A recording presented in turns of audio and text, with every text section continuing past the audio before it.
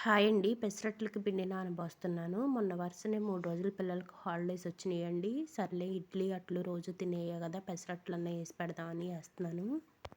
నేనిక్కడ గ్లాస్ పెసలు తీసుకున్నానండి. దానికి శనగపప్పు, ఒక పావు వంతు బియ్యం, కొంచెం సగ్గుబియ్యం, కొంచెం మెంతులు, కొంచెం కందిపప్పు వేసుకున్నాను.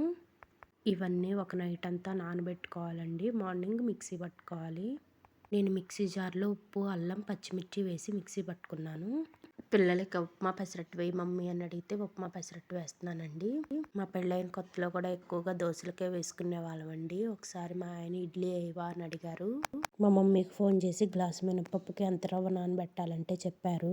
పిండి అదంతా చక్కగా పులిసింది, బాగానే వచ్చిందండి. కానీ ఏమైందంటే ఇడ్లీ పాత్రలో అడుగున వాటర్ పోయాలి కదా, ఎన్ని పోయాలో తెలీదు. ఎన్ని పోసినా ఉడికిపోద్దిలే అనుకున్నాను. ఒక లోటాడు నీళ్ళు పోసేసానండి. ఇడ్లీ వేసి ఇడ్లీ పాత్రలో పెట్టాను. ఇంకంతే, కాసేపటికి నీళ్ళన్నీ పైకొచ్చేసి ఇడ్లీ అంతా పొంగిపోయిందండి. ఇంక మా ఆయన వచ్చి ఒకటే నవ్వు.